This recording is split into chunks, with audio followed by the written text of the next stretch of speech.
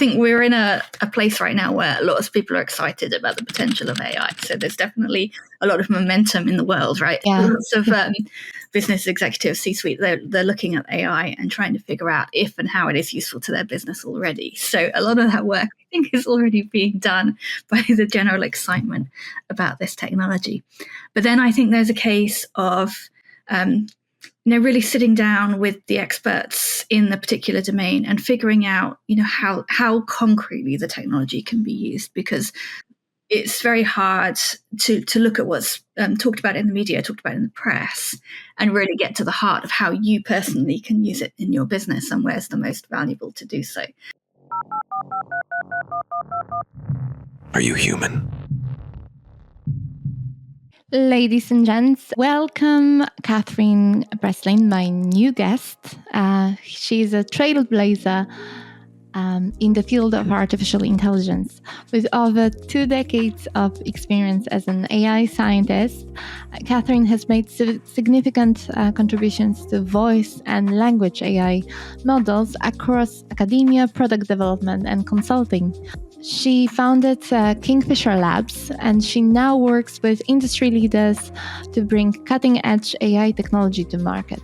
I think the biggest skill and expertise Catherine has is her unique ability to translate business problem and make it exciting for technical people. That's why I'm really, really happy that she found time for this conversation and for you to listen to it now. Catherine, I'm really excited about our conversation. Great to be here. Thank you for inviting me. You've worked across so many different sectors and industries and roles. You've worked across academia, product development, and now consulting is your main gig. Oh, yeah.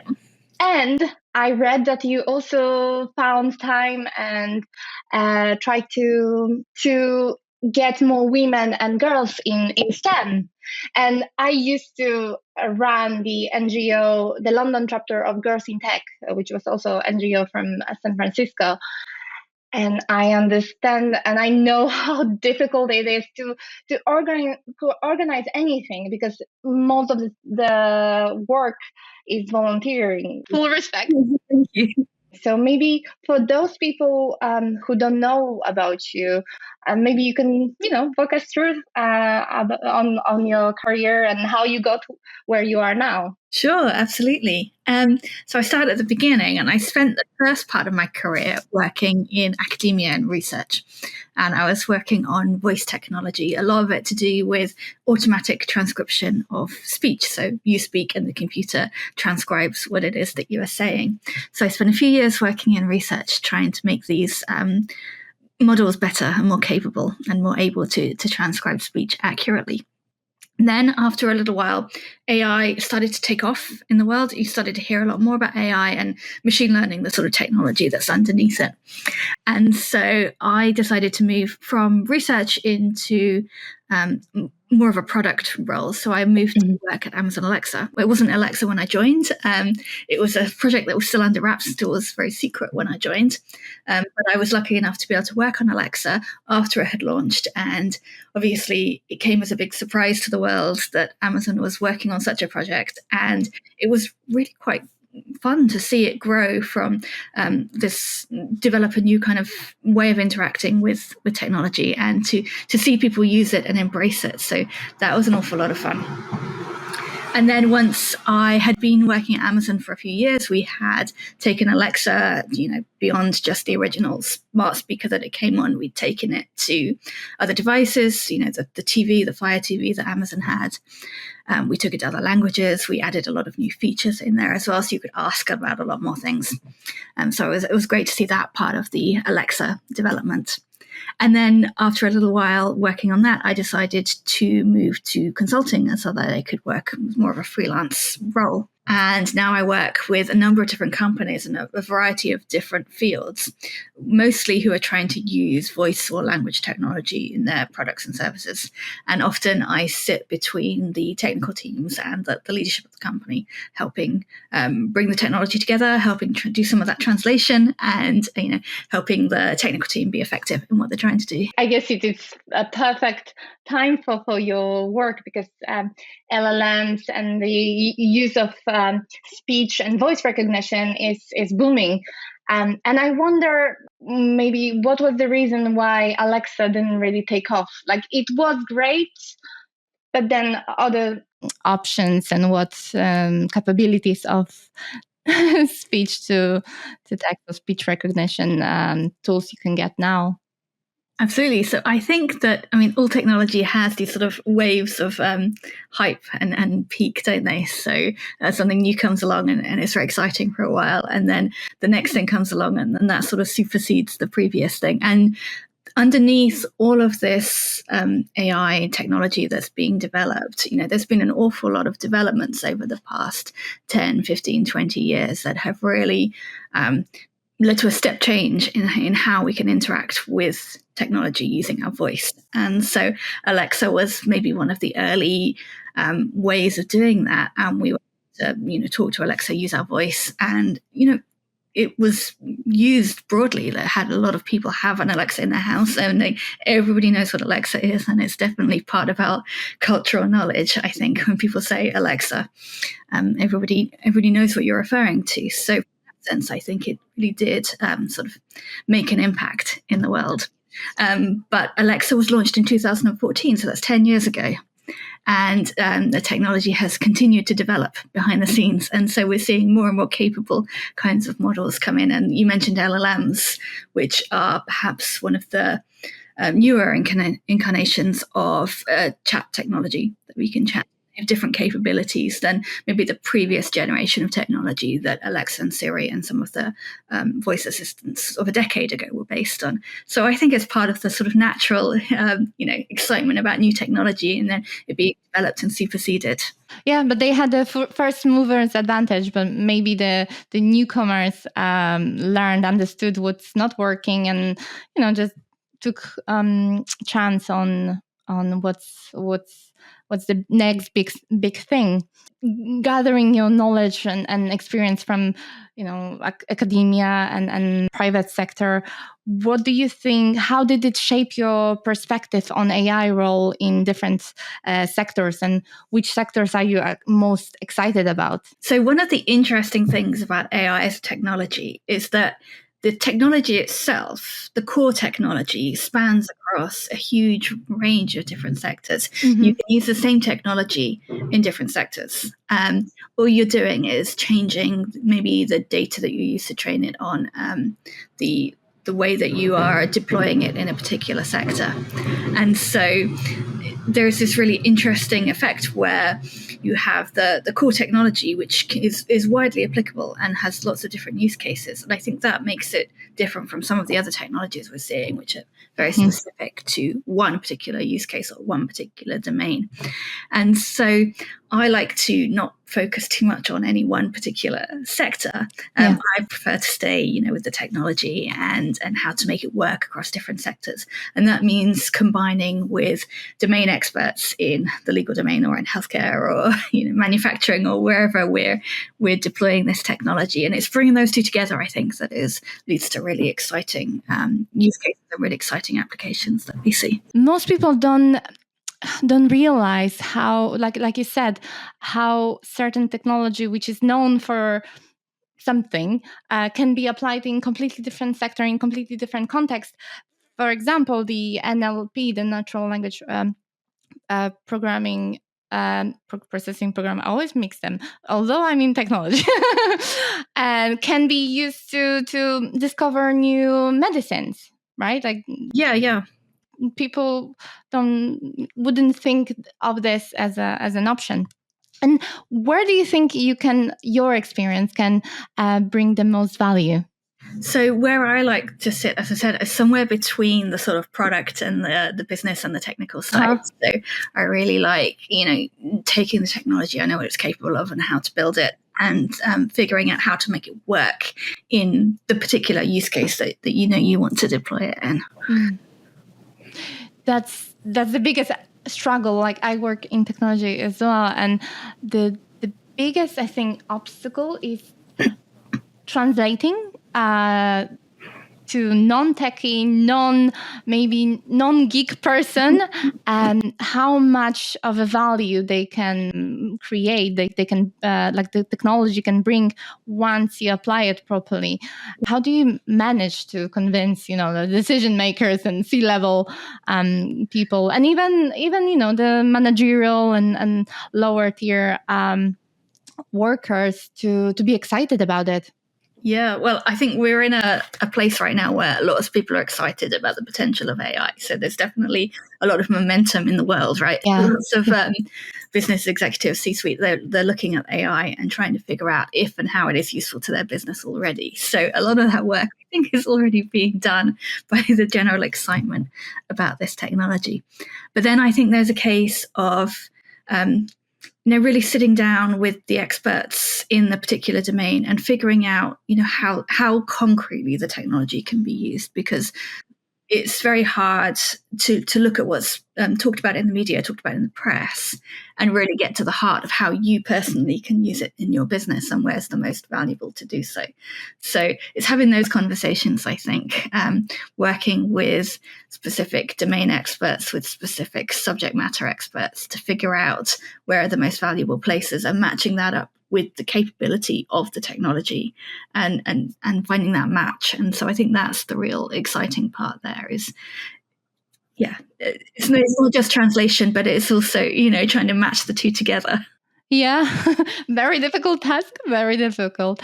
Because what I see mostly, of course, there's lots of noise, lots of hype, and I think many decision makers, many like C-level guys, and ladies and women, usually go for something or try to implement something out of FOMO, like fear of missing out. Like, this company has it, we should have it. But in many occasions, this particular technology may not be the right choice for them. So yeah, it's hard to navigate that. Yeah, there definitely is a lot of fear of missing out, FOMO going around, and I think people want to find a use for AI, but I think it's really important to not just rush into it, but to think really carefully about how and where you can use it and what it's good at and what it's not good at, and matching that up. Because otherwise, you're just going to be going around in circles and not really adding anything valuable to your business. Yeah, exactly. So how do you, what's your process about identifying some maybe low-hanging fruit, some use cases which could translate into either, better efficiency or productivity? I think a lot of this depends on where people are on their sort of journey to understanding AI and what they want to do. So at the very early stages, obviously there's a lot of understanding to be done about what AI, some education of people, what AI concretely is, the sorts of things it can be used for, how good it is at those, and a lot of experimentation as well. So just trying out some of the AI tools that are out there and seeing what they do. I think that's really important in the early stages to, really get to grips with what the technology is and what it potentially do for you.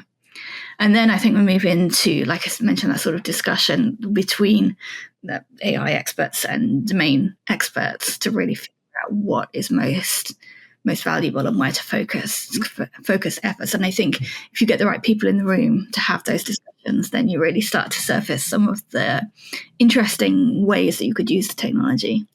And then you move into sort of the implementation and how to go about building that and who to hire for that and how to organize the team and how to, motivate them effectively. So I think there's different stages depending on how far you are along that journey. Yeah, you touched on the really interesting points, because one of the biggest struggles, at least in our conversations with companies, is that they say either they don't have enough resources because they have to run their daily operations, or they are way too early. They think they.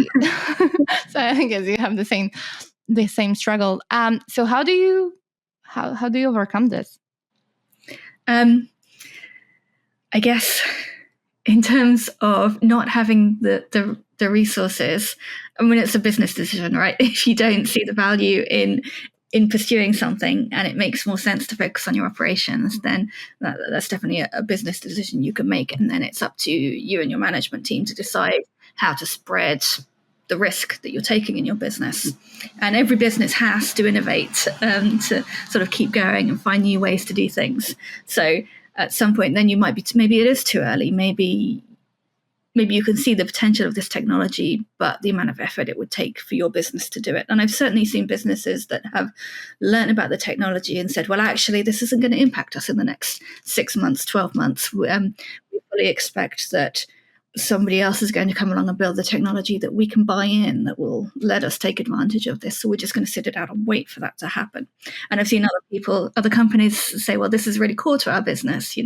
We definitely want to move on this and take advantage of this right now. So those decisions can be weighed up, and you don't always have to jump on the latest AI technology, because it is exactly the buzzword of the moment. There's definitely, I think, good business reasons to wait and to see the lay of the land and to anticipate that the gaps will be filled by other people that you can then work with. But not miss the train and then end up like a Kodak or BlackBerry. Completely, and not having a strategy, not knowing what you want to do, I think can also, that can lead you missing the train and not knowing what's happening. But hopefully, just by putting a little bit of effort into understanding what's going on and some thought about where you might use it can help shape your strategy of whether you're waiting or you're being proactively pursuing. Yeah. So would you say that the biggest impact on maybe the perception change happens when you educate, when you do the educational bit in the beginning of the conversations? Yeah, I think there's a lot of education, I think, in the beginning in figuring out what to do. And then secondly, I think a later stage of education comes into how to do this and, what it looks like to use this technology inside a company. And that depends on, for the company, I guess, how much of the technical development they're going to take on themselves. But there's definitely education in how to build with this technology. If you take on the task of building it yourself and you want to build up a technical team and you want to get the people in to really build your own products using this technology, then I think there's another piece of education there as well in how that is done and how the best practices and what's successful and what lessons we've learned from the past. And lots of it comes down to data literacy, right? Mm-hmm. Especially among non-technical staff. How do you make them excited about it? Machine learning, AI, is technology that learns from data, right? So you have to really know enough about data. And I think learning to think in terms of sort of large amounts of data is a different skill from learning to think in smaller pieces. And so definitely understanding something about the data that you have as a company and what it could do. I guess is the question. You might be dealing with each piece of data individually at the moment, but what could you achieve if you sort of coordinated all that data and collated it together? And could you use that to build something different? Do you have the right sort of data? And I think these are questions that are really fundamental to being able to be successful with AI and machine learning, because these algorithms, they learn from data. If you don't have the right data for them to learn from, they're just not going to learn anything useful. And so really being able to think about what it means to have the data inside your company, to have it accessible, that people can work with it, what it means to interpret it and to understand the characteristics of a large amount of data rather than individual data items is a jump for some people, but not for others. There are plenty of people who already have these skills who've been working with data sets anyway. Mm-hmm. In a business. So a lot of those data skills do exist already. And as we move to a world where the implementation of some of these, there's a lot more open source software available. There's a lot more tools available you can use, and you don't necessarily need to be an AI expert. You don't have to go and implement the algorithm yourself to be able to use it. And so data then becomes really important, because if you can build an AI model without yourself necessarily implementing the AI algorithm, then what you're left with is understanding the data and understanding how that impacts what you're doing. So I think it's a really important skill that people are learning. It's easier to convince like the technical people of how much value there is, because they understand how much of information there is stored, but physically human is not able to grasp everything, right? Because companies grow, they acquire other companies, and they never unify the data, the information, and it's just constant mess, and it's a growing mess. And premise, or like the promise of emerging tech like AI is that you can do it better, you can automate at least part of the things, you can understand the context of the information. Absolutely, but it doesn't absolve you from having to organize your data and collate it in a way that makes it accessible, and have good quality data, have good processes in place in your company already. So those can be even more important, I think. You said you worked on a range of different projects, from transcription and speech to factoring machines. What surprised you the most, and where did you see the biggest impact of the project you worked on and the technology you implemented? I think what has surprised me the most is how, like I was saying earlier, just how universal the core technology can be. So you can take the same algorithm, if you were to train it on a set of legal data collected from legal domain, court judgments, or legal documents, or other sorts of legal work. Or you could move into a different domain, maybe healthcare, and you're looking at records and scientific papers and healthcare research.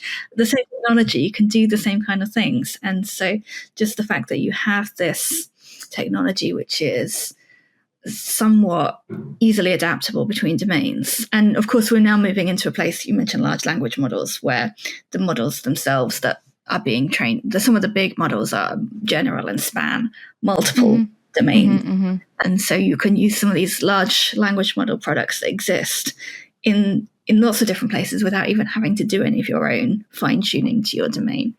So I think this is interesting, the fact that we know how to translate between different domains, but keeping the same core technical concepts in place. Yeah, because in the end, it's language, right? Like we call it things differently in different industry, but lots of functions, roles stay the same. And people have the same sorts of ideas they want to do with the text data. The same, a legal company might want to answer questions about the contract, for example. You want to find out what's in the contract, and you want to ask some very specific questions. And that's, one way that people would use it there. But you might want to do exactly the same thing in another domain as well. And some of the ways that you do it are directly translatable between the two domains.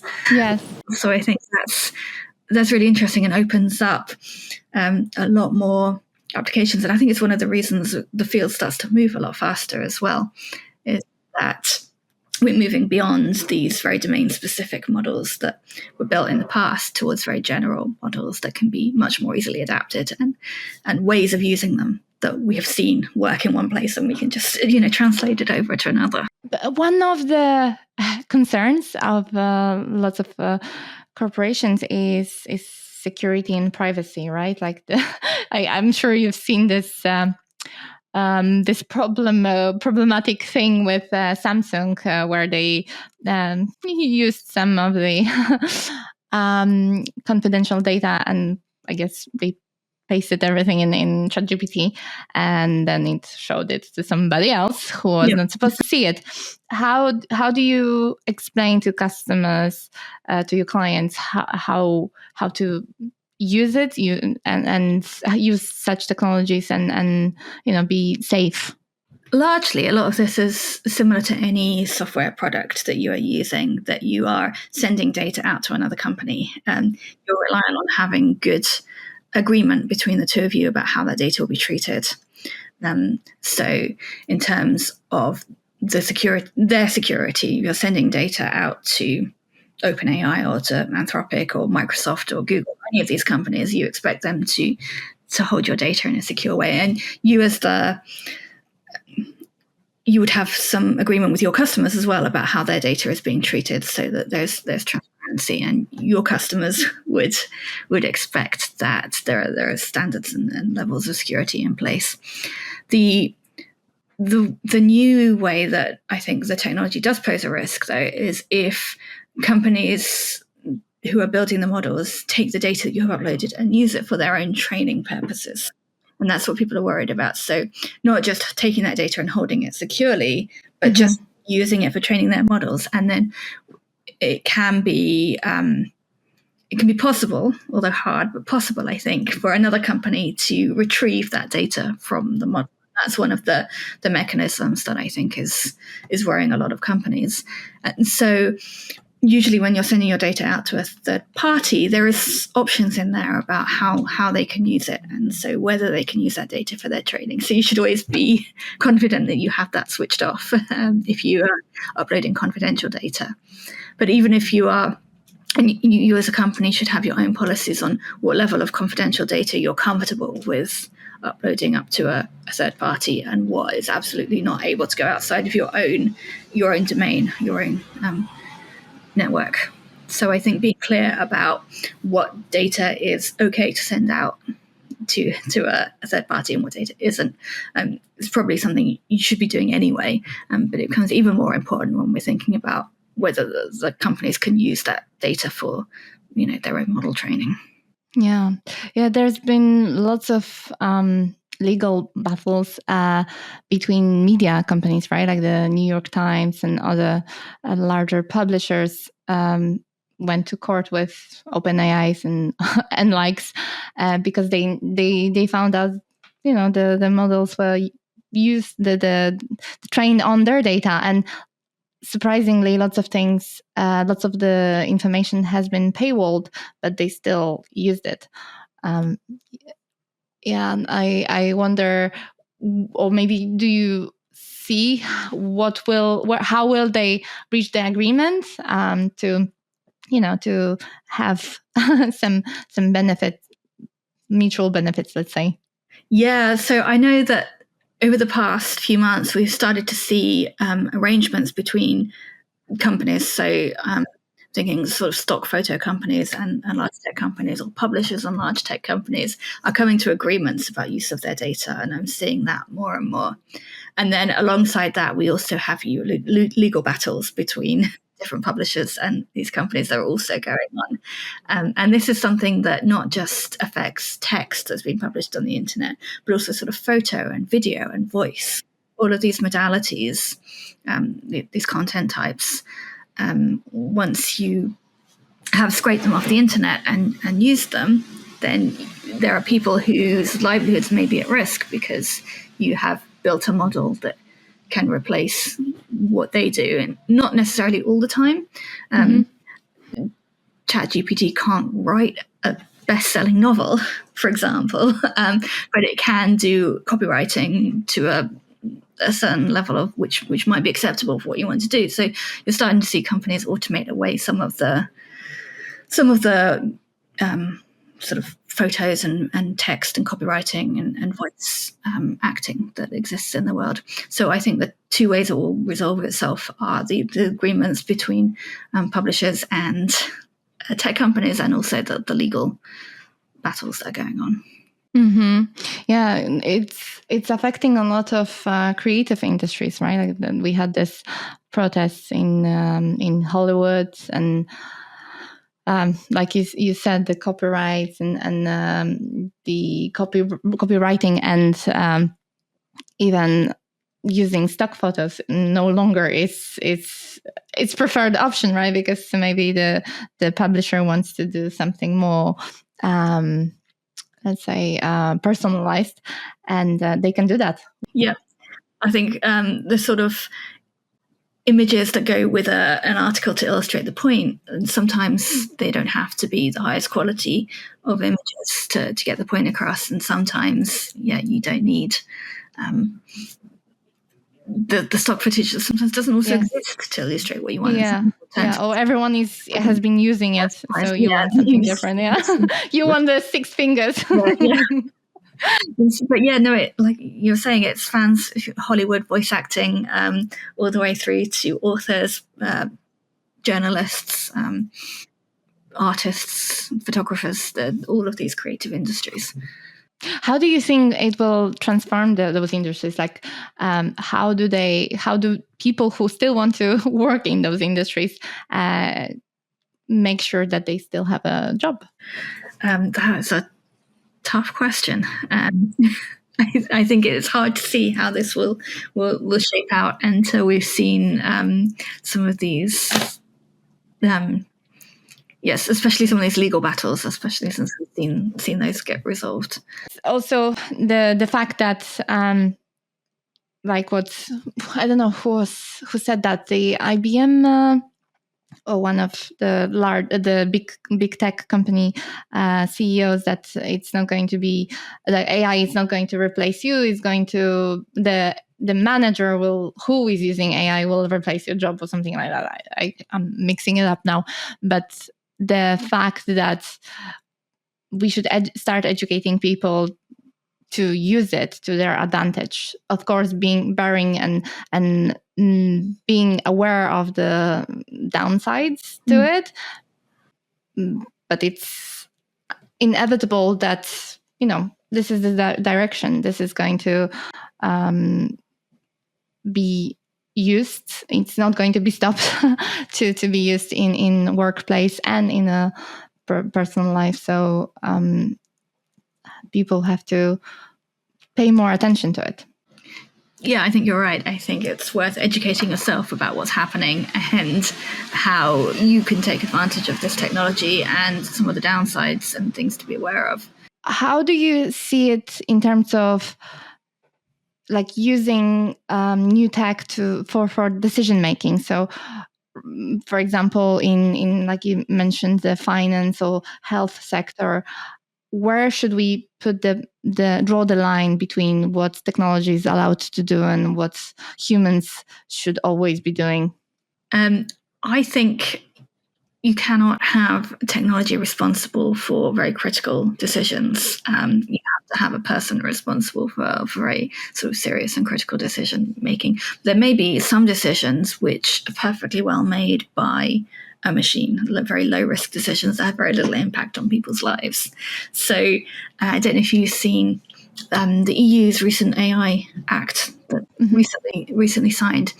What that does is it splits applications up into different categories of risks. So they have a I forget what they call it, unacceptable risk, I think, the technology ideas that are banned and are not allowed to be used for. There's a high risk scenario where there's some obligations on transparency and reporting that have to be done if you're going to sort of play in this high risk kind of decisions. And then there's what they call low risk decisions of things which are not as impactful on people's lives or that are easily corrected or that don't have the same effect in the world. So I think there's definitely a spectrum of decisions, and some can be made by a machine perfectly fine without any negative impact. But definitely by the time you're thinking about decisions that are impacting people's lives, impacting their careers, their health, I think we should be thinking about technology that is helping people make decisions rather than replacing people making decisions. So what do you think is going to happen like within, I don't know, like next few years in terms of how people use those tools to work in those high risk industries? So I think we're still very early in the lifetime of these tools, especially, you're talking about the latest language models. They're relatively new. And a lot of people are still trying to figure out where and how to use them. And in high-risk industries, like heavily regulated industries, it does take a long time for technology to be proven safe to be used. So these industries are not rushing to adopt risky technology to replace people. They are working through and figuring out if this technology is going to be beneficial or not, and what the risk is and how to mitigate it. So certainly I see riskier industries are slower to adopt some of this technology now compared to some of the lower risk industries, for sure. So I think that will continue, and I think we will still figure out, I guess, as a whole, how these technologies can and should be used. So I think things will transform over the next few years, where you start to see places where these technologies are proven, where we see that they have real flaws and that they won't be adopted. So I think I would say, sort of at the beginning of this discovery of how to use this technology. So let's go back to your work within organizations and implementation of such technologies. So how can they best prepare to integrate the new tech with their current tech? Because lots of organizations which we talked about it have been growing, and they've developed some of the apps and systems they use. They have developed them in 90s or like 80s, and they serve different purposes. But how can they implement and integrate those systems, and what skills should they prioritize to make it successful? Well, I think the best place to start is sort of education and experimentation. So getting your staff to understand a little bit more about what's going on and understand the technology and what it can do, what it can't do. And then experimentation, trying these things out, without any particular goal in mind to start with, just to figure out where you could find uses for them in your company. So I think that gives you the foundation in order to be clear about how you think these could be valuable to you in the future. But education and experimentation, I think, are two good places to start. And do you see lots of advocacy after you've developed the proof of concepts, like those small projects? Or how do you approach those projects? Do you start small and then you progress to different, I don't know, maybe functions, or you just go big? So I think one of the hardest things actually is getting from proof of concept to a working technology.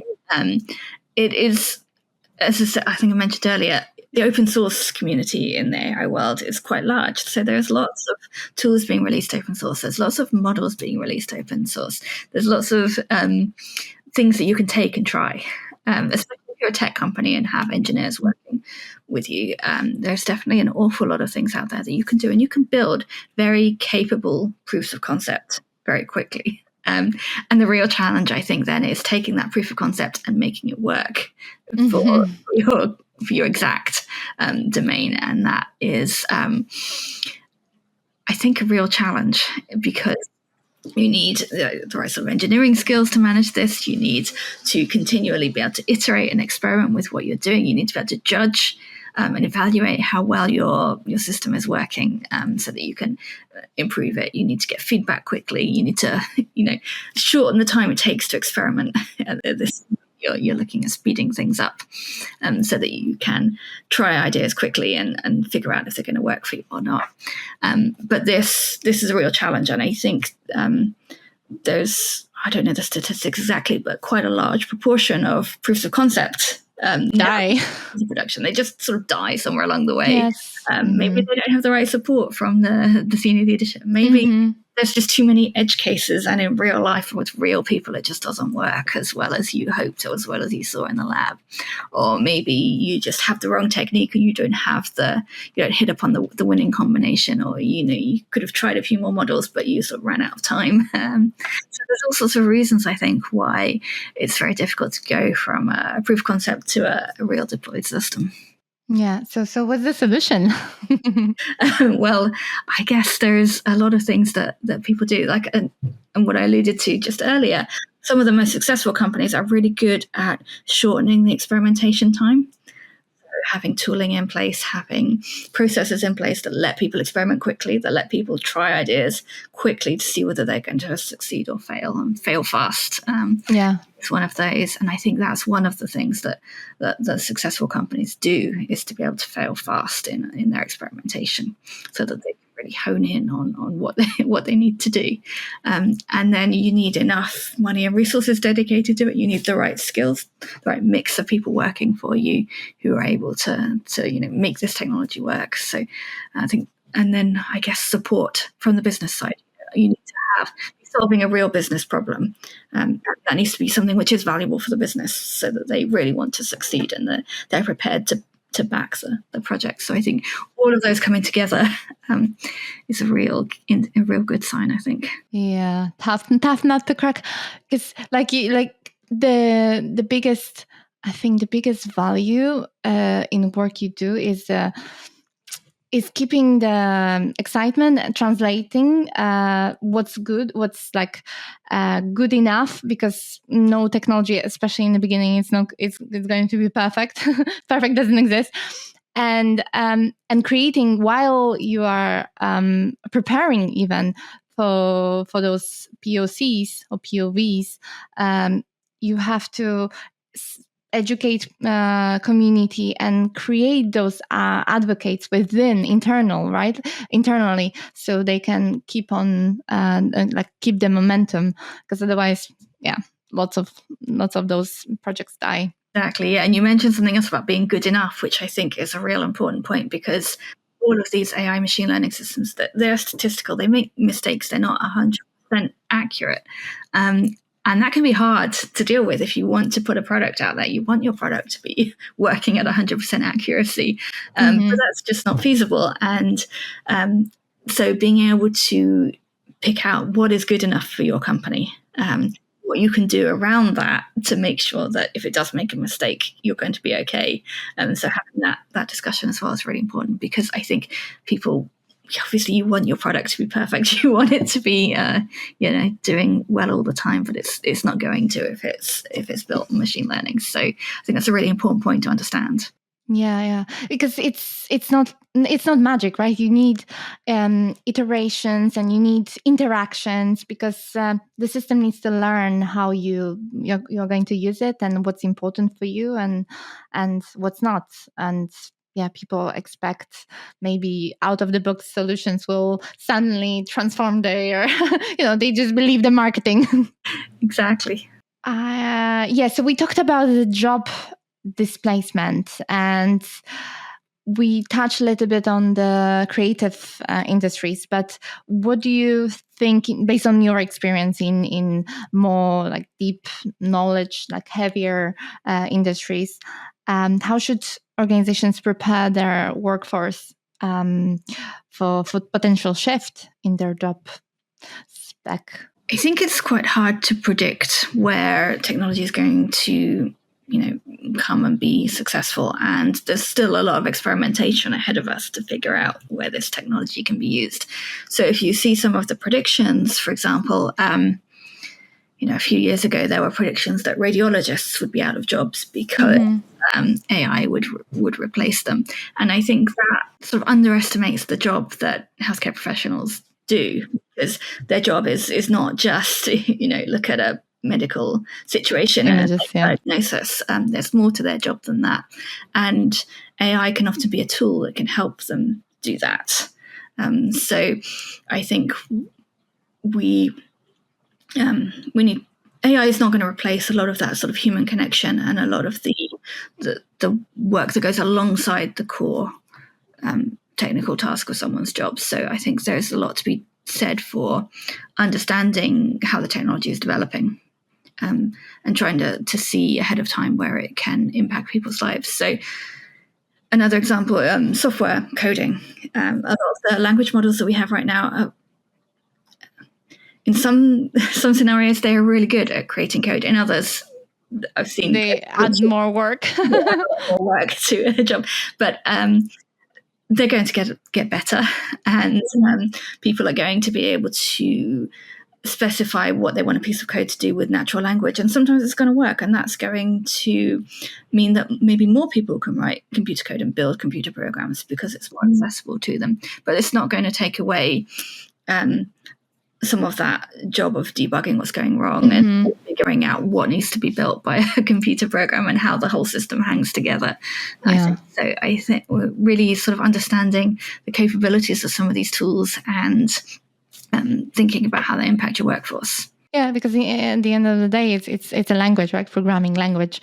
It's a language, and it's our job, human job, to translate what we want, what we need. How? So you mentioned some of the best or most successful organizations are successful because they learn how to experiment fast and fail fast. But many of the organizations or people have good ideas and they would want to experiment, but they are scared of bringing it up because of the potential failure. And of course, UK is a bit has a different sentiment to failure and failing than US, for example. And how do you I don't know, when you educate your customer, like clients, do you try to encourage them to fail, to experiment, or how do you explain what can make them more successful? You're right. In some companies, I think the fear of failure can be something that gets in the way of developing technology. And I think all technology companies, even if you can sort of write out your roadmap, if you are engineering, if you can write out a clear engineering roadmap, there's still a lot of risk involved in that about whether your product will work as intended, whether people will like it, and that sort of thing. So there's risk in any business product that you're developing.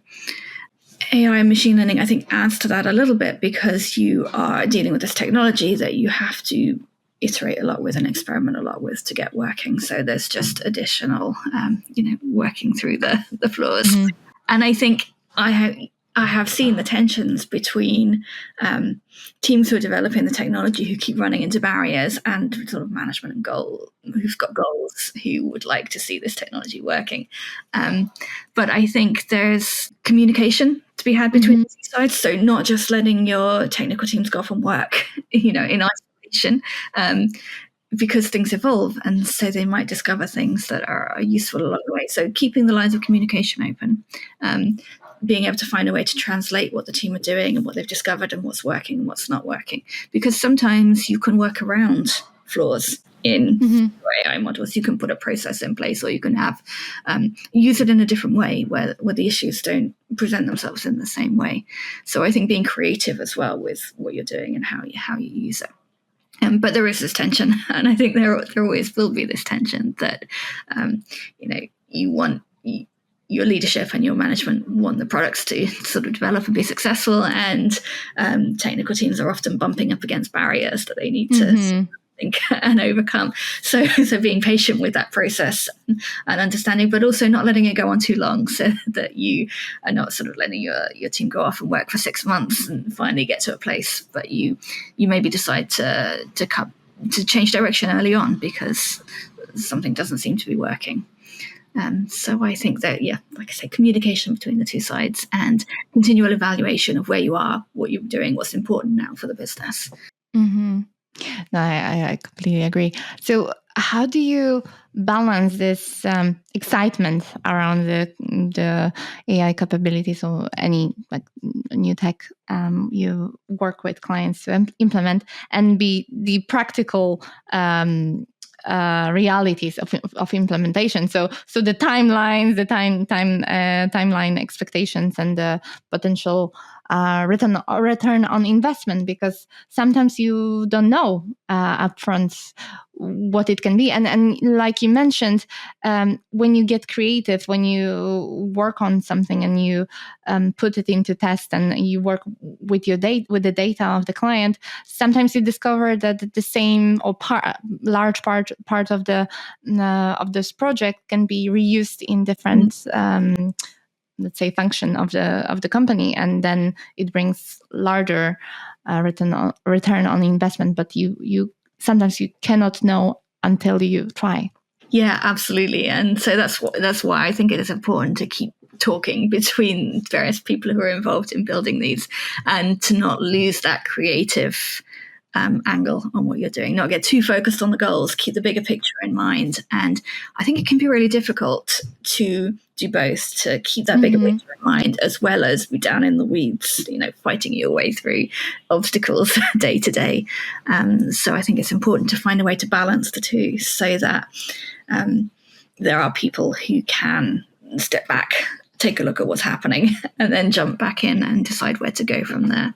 I think that sort of tension is resolving that, I think, is really important as well. Yeah. Do you have any winning formula between how the communication, how the teams should be structured, let's say? Like, who is maybe not the decision maker, but who is the product owner, and then who gets to decide what's of a bigger priority? Because sometimes it's like we mentioned, it's unknown to what it can bring. Like we make assumptions, but we have to test it. Yeah, I think this entirely depends on the company. Different companies have different setups that works for them. Especially if you're in a small company, it can be down to the individual personalities of the people involved as well. So building up something that works for you as a company, I think, is more important, and than trying to follow a strict organization. Looking ahead, what tech or what tools are you most excited about, either in professional or private spectrum? So I think we've seen a huge jump recently in the performance of language models, and not just language models, but some of the vision models that look at images as well, and voice and generative AI. And I think we're looking at companies are looking at ways to combine different modalities. So you have models which maybe have voice and text and image input. And I think that's really exciting, because who knows what applications you can find once you're looking across these different modalities. There's a lot of places where we have images, and we have videos, and we have sound, and we have text, and finding our way to work with all of those, I think, will be really exciting. Have you seen the recent release of Figure One, when they are using the OpenAI like the infrastructure? The Figure One, the humanoid robot. No, I haven't. Yeah. So now you can talk to it, and you can you can interact with, and it can interact back. And I don't know, it's like a jet. What is it? Was it like Jetson? The cartoon. Yeah. Sweet, but also a little bit scary. I don't know. Would you have such robots at home, sorting your laundry and cooking for you? I mean, I think we're quite a long way off the robotics being able to do some of those sorts of tasks, even if the sort of vision and those systems could be there. But I think there are so many other applications that are exciting. And if you look at, say, science, for example, there's lots of places now people are taking these models. And you mentioned about NLP models for drug discovery. And we are taking some of the technology that has been built in the language domain, in the voice domain, in the image domain, and we're making it work on medical images, or images of structures, or electron microscopy images.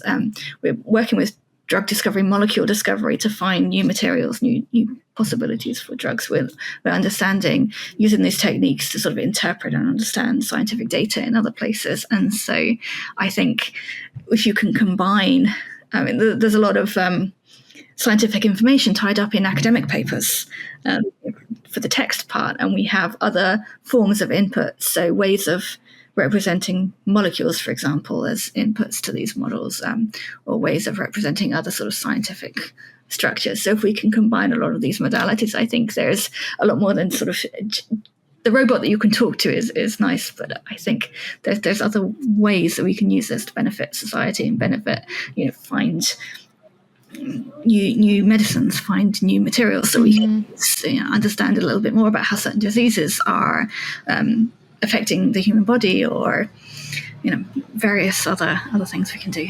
Yeah, and it's a closer future because robotics is quite complex. It's been lots of companies has been trying to progress in it, but robotics, the control, the physical, the movement. The dimensions. We're not anywhere near as far. Nowhere near, but so right now it's a little bit of a marketing, not bluff, because they film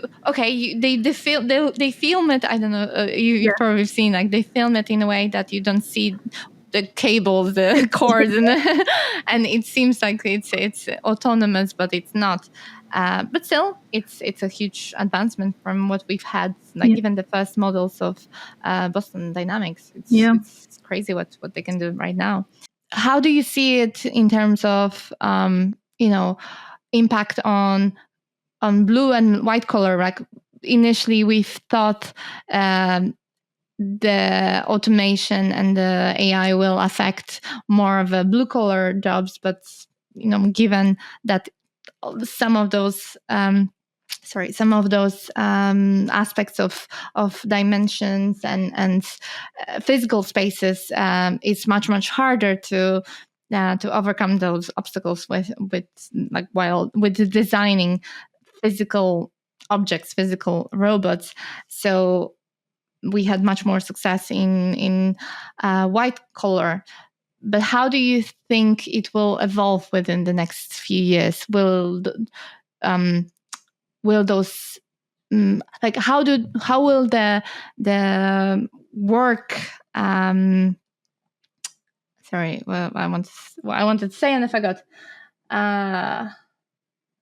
Okay, so how can we identify skills which will still be valuable, in 5-10 years down the line in the AI-augmented or workplace? Skills that are useful in the workplace going forwards. I think I have to think about what technology is good at and what it's not good at. And what it is not good at is sort of human connection and empathy. And there are systems that are trying to fake some of these things, and they are nice demos of what technology is capable of. But really, at the end of the day, that sort of human connection and working with other people, I think, is a really important skill. And so computers are unlikely to be able to replace you cannot replace that human connection. Also, I think we don't know how this technology is going to develop, and I think one of the things that means is that you need to be adaptable and learning constantly. So, or at least be open to the possibility of learning things. And so, definitely the sort of capability and capacity to learn and to change and to adapt is I think very important. Some people argue that AI will free us from those trite, mundane tasks, and how will we will have to redefine what fulfilling work is. Although I never found fulfillment in creating spreadsheets and and slides, but how might we redefine the fulfillment of work in the next years, you think? Right now we are just speculating. I think you have to think carefully about, what does fulfill you, and is it going to fill in spreadsheets? It probably isn't going to fill in spreadsheets. I mean, you can certainly enjoy it. I don't know about you. I've got into the state where you're working on something that otherwise seems pretty dull, but you get into it and you want to make a good job of it, and it's personally doing a good job of something is fulfilling. Mm-hmm. No matter what that task is. But I think we need to take a careful look at what it is that we actually find fulfilling in our work and in our lives, and figure out where we actually want to spend our time, and architect our lives so that we can do that rather than some of those other mundane jobs. Yeah, lots of people find themselves lost in, because you have those spreadsheets and those emails to send, and while once this large part of it is automated, you will find yourself with too much time on your hands, and maybe people will just feel paralyzed with what they can do, and they will actually, no, we are very creative as a species. We will find ways to I have never had a job where I've automated plenty of things, and I've never automated myself out of a job. Yeah. You can always find ways to lose and to waste time. I think what's uniquely human, and what we will always focus on, or should focus on, is the connection between between people, and showing empathy and creativity, and ethical reasoning in the workspace. And I do you think the current setup of corporations, and even successful corporations allows us to do this, or something needs to shift for people to flourish in those skills? That is a big question. I think there is a lot of us who have our identity tied up with our work, right? That they come together as a whole, and I think being able to get past that is really important in life. For example, there are more important things than your job a lot of the time, even though your job can be very fulfilling, and you can have a lot of impact and do a lot of good in your job. But I think it's really important not to tie the two together very as closely as sometimes you might. And I think a lot of our work environments sort of encourage that tying together of identity and job. Yeah, I think this is not just related to AI, is it? This is the way a lot of current corporations work, and the way that they're set up, especially in the era where we have constant connectivity and working around the globe, often with global teams. So you may be at home in the evening having dinner, but your colleagues in the US are awake and in the office, and so you have to. Office is hard, and I think it is. I think really easy to sort of get caught up in that without really thinking about whether it's something that you personally want in the long term. And it can be, like I say, very fulfilling for a short time, for a long time. But I think really taking care to look outside and be sure that this is not the only way that you're being fulfilled. So how can we voice our intrinsic needs to show our human part? So I think that comes down to each individual person, right? And you've got to make the decisions that you want to make. One of the reasons that I work freelance as a consultant is that it's very flexible, and that I can work around my family, or that I can do other things as well. So that was an explicit decision I made to not work just 9 to 5, 9 to 6, 9 to 7, whatever, 5 days a week, but to spend my time in different ways as well. So I think it's down to each individual person to figure out how they would like to spend their time and how they can change their life to do that. And I see I do, since making that decision and deciding to work freelance and deciding to be more flexible with my time, I meet other people who are doing similar kinds of things as well, who've made that decision to step away from the 9 to 5 office job, in order that they can, spend their time on something different. And I meet people who do all sorts of different things in their jobs. So I think it is possible to do that if you want to do it, and if you think you will find that fulfilling.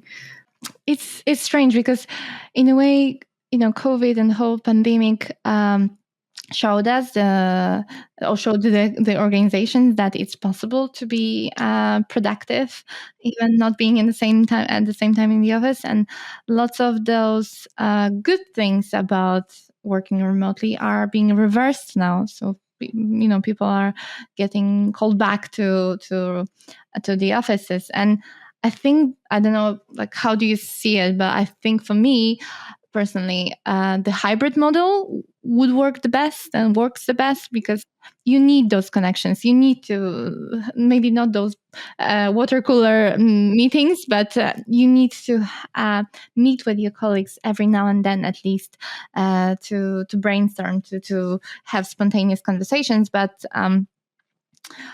it's hard if you have to be in the office while you want to manage and you want to juggle your personal life. And working remotely, it's perfectly fine for many of the functions. Maybe not the doctor, but yeah. So I worked from home since before the pandemic. I was already working from home when the pandemic happened, and one of the things that meeting your colleagues, for some period of time, to actually sit in person with them, I think is really important. It doesn't have to be all the time. Just the joy of having a remote working or hybrid setup. Yeah. See your colleagues sometimes, and then do your work, other work at other times. So I think it is really important to see your sort of colleagues on a regular basis. And I also think it's important, even if you're working at home, to get out and see other people. So that's, meeting other people, not necessarily your own colleagues, but meeting other people as well. So not just at home alone all the time. So I definitely think that the two things, and I think a lot of the conversation about going back into the office is about that social side, but I think you don't necessarily need to have that social side with your colleagues all the time, as long as you do spend some time with them. What do you what would you wish for your business, for your clients to get, or like to happen in the next in the next few years? So what's your goal in the work you're doing? So I think my goal in the work I'm doing is to provide. So AI is such a new technology. There are not that many people in the world, although the number is rapidly increasing, but people who are experiencing the technology. And it can be hard as an organization, I think, to find the expertise that you need. So everyone is now these days AI expert. So my goal is to fill that gap for companies that need it, to help them figure out, to get started, to teach them, and then leave them to do it by themselves. So that's my ideal aim. To show people the way, and then to let them go and build what they want to build. So I would love to see my clients being successful and being able to build their businesses. And there's such a lot of exciting ideas for products out there that I would love to see. And so supporting companies who have innovative, exciting ideas is really what I love to do. It's so important and so difficult to find such person, because lots of people, like I said, are self-claimed AI experts, and they promise you things without without the checking what's possible. And with your approach is your approach is very grounded and very realistic. You are optimistic about what's possible, but you can translate what's possible. And I think it's really important to be able to build, not just, there's lots of exciting ideas, but it's also important to keep in mind the responsibility you have when you are building things. To building this. Is it the right thing to build? Is it a product which maybe shouldn't be in the world. So I think to make those decisions as well is also really important. So I like to be optimistic about the future, optimistic about the technology, but also realistic about what is possible at the moment, how much time and effort it takes to build that, and what the likely outcomes are, and how you can go about building that in a responsible way. Catherine, I really, really wish you this and your clients, and I'm sure those who will reach out to you and you work with, they are going to keep recommending you because of the approach you are taking, and all the things that we've discussed here. I agree with all of it, and I'm really, really happy, and I'm really grateful that you found time to have this conversation. And all the best. Fantastic. Thank you. It was great to chat with you, and thank you for inviting me.